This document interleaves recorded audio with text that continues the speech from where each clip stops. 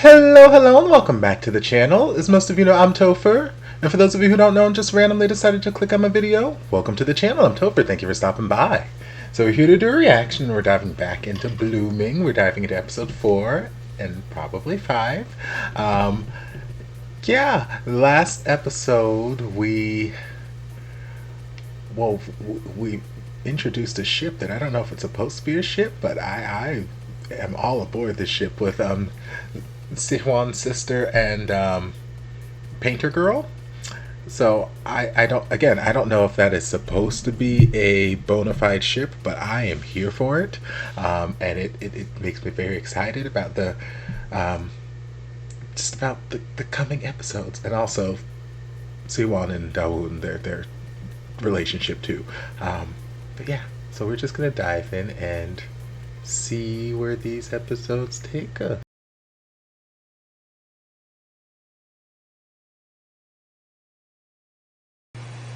너 귀여워서 그랬던 것 같은데. 어? Okay, 그런 be 거 절대 honest. 웃지 마. 네가 날 왜 귀여워해? 저리 가. Because you are, and you got these pouty little lips, and you just. So?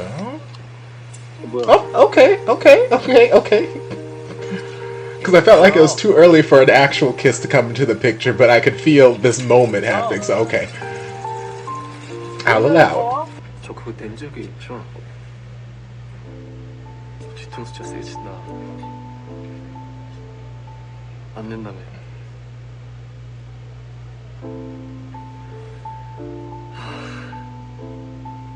존나 웃긴 새끼네. I got more feelings.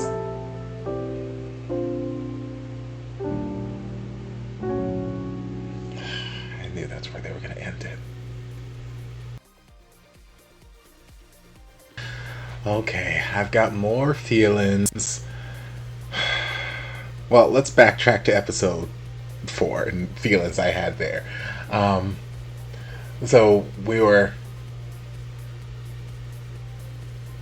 started off with, I guess, phone call with Nobu saying, hey, just wanted to make sure you remembered our meeting tomorrow. It's like, yep, we're going to go after our first class. And I guess the plan was to take him to this book cafe that he'd been to as a child, and they were going to work on their project there. Cool.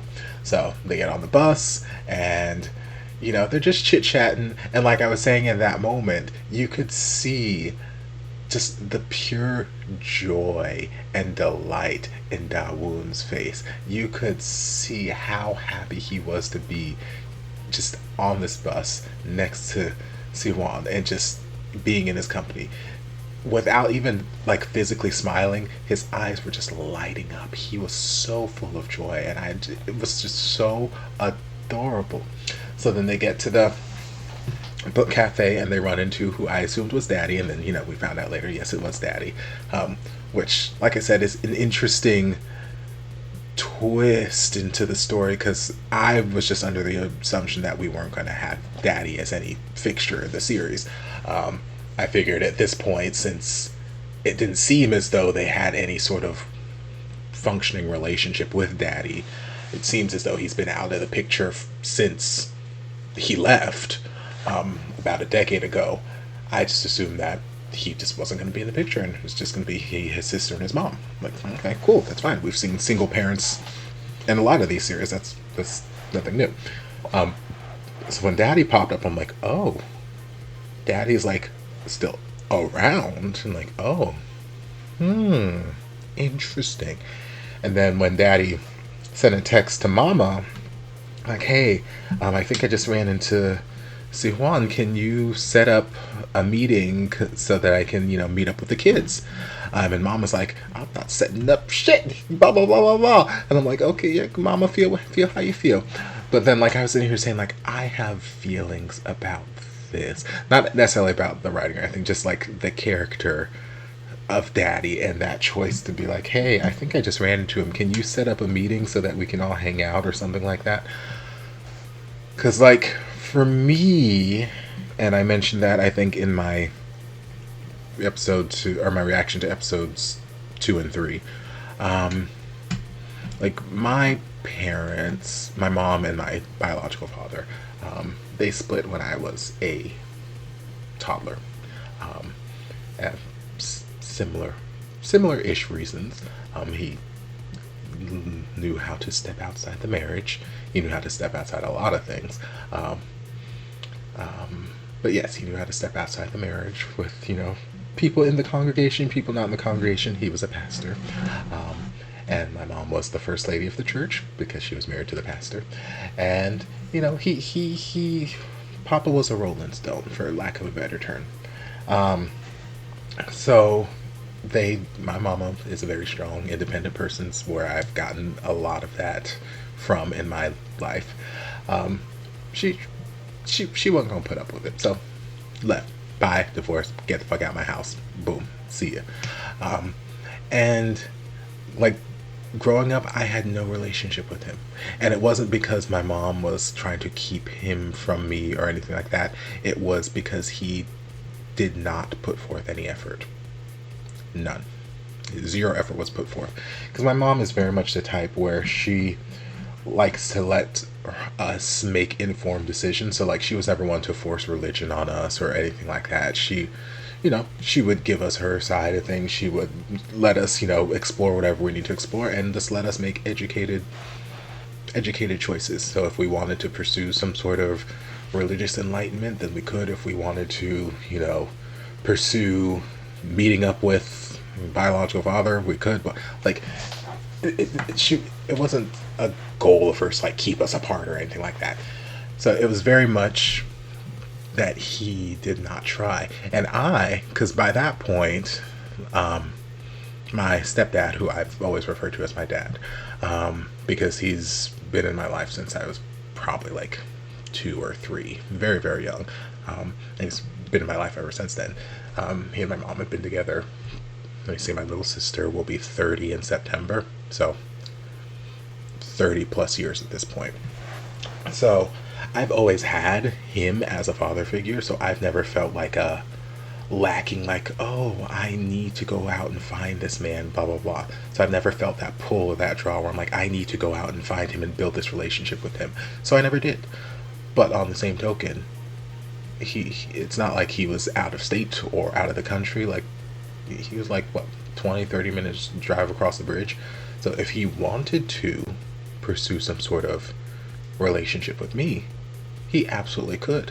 But we went decades with absolutely nothing because I felt no need to pursue it, and he obviously felt no need to pursue it either.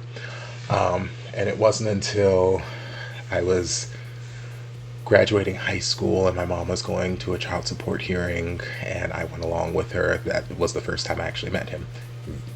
We probably exchanged all of like 5-7 words, and that is the only time that I can think that I've met him as a conscious adult.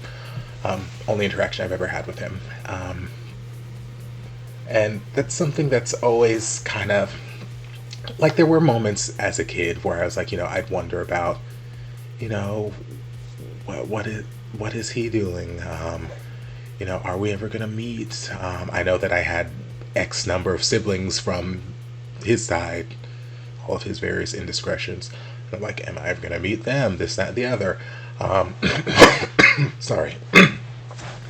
But like it's not really something that I could control. Like, the ball wasn't ever in my court.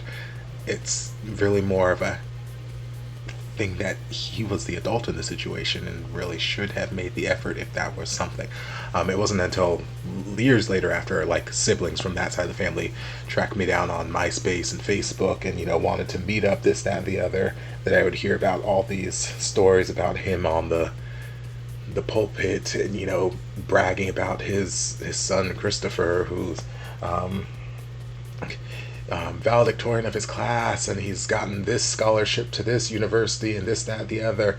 And I'm like, and me and my mom are like, who the hell is this man to be bragging about me? You had no part to play in this, sir. Who the hell are you to be keep my son's name out your goddamn mouth. Future Topher, insert Will Smith slap here.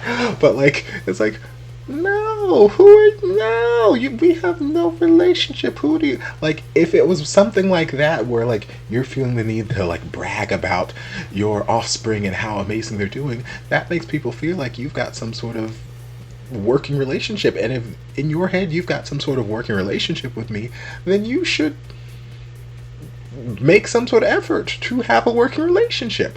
So a long roundabout tale that I just went on there. When Daddy popped up with that text, it made me feel some type of way because, like, for me, it seems as though Daddy has not been in the picture at all. So for him, if it wasn't for him, like, almost running into Siwon there and Siwon running away, would he have been like, hey, I also have kids. I should probably check in on them. Would he have even wanted to take part in their life? Like, it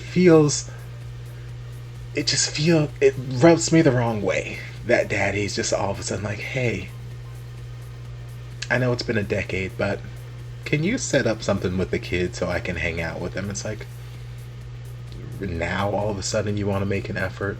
Nah. Like,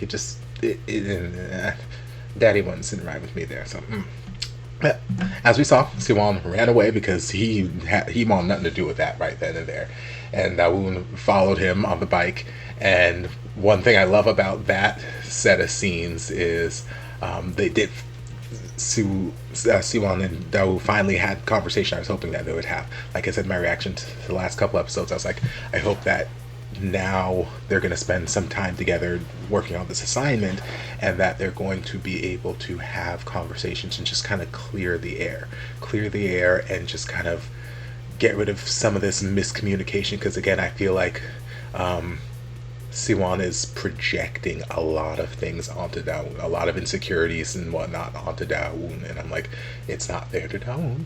Because aside from this one instance in episode 1 where you waved at him and he didn't wave back at you, that's the only time I've seen any sort of like indiscretion. And he explained it off here. He's got bad eyesight and he didn't recognize you, which may or may not be true. I don't know. I know I've got friends who say they've got like facial blindness. So like if it's someone that they're not like isn't committed to their memory banks, they don't see them frequently, then they just, even if they've hung out with them before, they just may not recognize them until like, you know.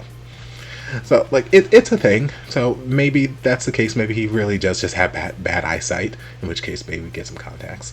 But we seem to explain it away and clear things up a little bit there. And ever since then, their relationship has been great. They've been very smiley, very just cordial and friendly with one another. The whole little I'm gonna put my hand on your forehead and kiss my hand thing, adorable.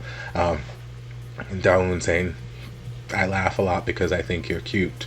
And the fact that Siwon was not offended by him saying he's cute. He's just like, why would you say that? Stop it, you're so weird. Oh, it makes me feel but like, cute. Cute. So episode 4, adorable. Episode 5 continued the adorableness. We got to have dinner with Mama and sister. You know, meet the family, meet the in-laws, charm Mama, spend the night. Again, some more nice conversation. He's like, oh, FYI, it's my birthday. And he's like, girl, why don't you tell me? Why don't you tell nobody? And, you know, he, in his own way, showing that he cares. Not saying that Siwon is in love with Dawoon or has a crush on him or anything like that. But this episode and episode 4, we saw where he at least is willing to treat him as a friend, or at least as a decent human being. So it's like, oh, it was your birthday, let me do something for your birthday, let me get you a cake or whatever. It's like, okay, well, what do you want as a gift? It's like, I would like to spend some more time here. So his sister made him coupons so he can come and spend some more time at his house. Adorable. Absolutely adorable. It's not necessarily a romantic thing or a flirtatious thing. It's just okay, you're a decent person, you're not as bad as I thought you were, and I kind of enjoy your presence, so okay, I'll extend an olive branch. It's nice. then we spent a lot of time filming the final project or whatever they were working on. And I know that we had a number of times throughout the episode where Siwon was saying he's not going to submit this thing. He's not going to submit this thing. He doesn't think that he'll have a chance to win. And then we also have his friend who's like, hey, can you look over my stuff, because he's submitting his thing. So I don't know if him not submitting his thing, if Siwon not wanting to submit his video project or whatever was solely because he felt like he was not going to be able to win or anything like that, or if it was more of a solidarity to his friend, because his friend seemed very offended at the fact that not only that he won, but that just that he submitted at all, when he said that he wasn't going to submit. And I'm like, girl, what's your issue, girl? I mean, I get it that he I mean, he spoke very openly and honestly, where he's like, I guess you guys got really, really close because, you know, Dawoon's mom is this and his dad is this. So, you know, they're basically saying that it was a sense of favoritism, or, you know, there was some manipulation in the contest. And I still don't know that Siwon submitted his project for whatever this contest was. If he did, I might have missed that in the episode somewhere, but the last I remember hearing, he was not submitting it. He had no plans of submitting it, and Dawoon kept asking, like, are you sure you don't want to submit this? Why aren't you? So maybe Dawoon submitted it for him, or little sister did see it when she opened up the laptop and was looking at us. Maybe she accidentally submitted something. I don't know. But just from the conversation, how it was going down, and the look on Siwon's face, Siwon was in the dark. So he didn't seem aware that he won a competition. He didn't seem aware that he was a part of a competition. And he seemed just very caught off guard by everything. So I don't know that he personally submitted it. And if he did submit it, or if someone else submitted it, I don't know if Dawoon did play some sort of part in having him win, if he did talk to mom and dad, or if it was just the fact that his script was better. But either way, his friend was not happy. He's like, how does it feel to stab someone in the back so hard, this, that, the other? I'm like, girl. Like, for me, like, if it was my friend, like, I understand maybe feeling a little betrayed or lied to if you told me for sure you were not going to submit anything, and you gung-ho you're not going to submit. Okay, cool, fine, whatever, and you're going to support me, blah blah blah, and then all of a sudden I find out you won. I might feel some type of way, like, why didn't you just tell me you were going to submit it? But if it was truly my friend, still some sense of happiness. Like, yes, there might be some jealousy, like, damn, I thought I had this in the bag. But if it's my friend, like my actual true real friend, genuine, like, okay, I thought I had this, but you know what, congratulations, good job. Especially if my friend's play was good, like if it deserved to win, it deserved to win. But that, I don't know, friend was feeling some type of way, and I don't know how I feel about friend right now. Like a couple episodes ago, he was adorable. I want to ship him with everybody under the sun. Right now, I'm a little, I don't know, friend's rubbing me the wrong way. But yeah, that was these episodes.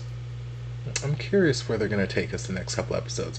But Dawoon seemed as though he potentially knew something, or maybe he was just worried the way that everyone was talking about his connections and his parents, this, that, the other, and he hadn't had that conversation with Siwon yet. Maybe he was just nervous that Siwon might jump to the conclusions like, oh, you're nepo baby, this might be nepotism, and you know you're just using your influence to rig this competition. I didn't even enter. Like, I don't know. Dawoon seemed to have a look of concern on his face at the end of this episode, so I don't know where they're going to take us with this, but I'm very interested to see. But I've babbled enough. So I hope you guys enjoyed this reaction. If you did, don't forget to like, comment, subscribe, share, turn on notifications to be notified when all of my shenanigans get posted. If there's anything else you'd like me to react to, be sure to leave it down in the comments. I'll get to it as soon as I possibly can. If you'd like to support the channel in other ways, you're more than welcome to join us over on Patreon. You don't have to, but you're more than welcome to if you want to. And I'll see you guys on my next video. Love ya. Mwah.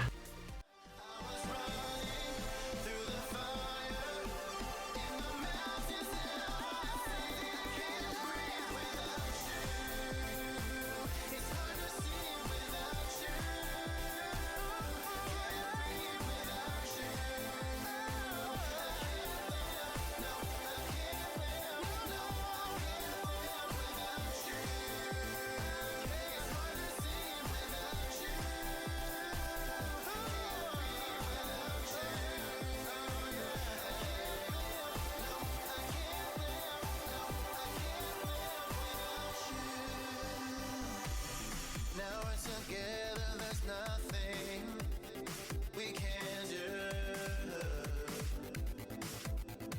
Soaring through the clouds.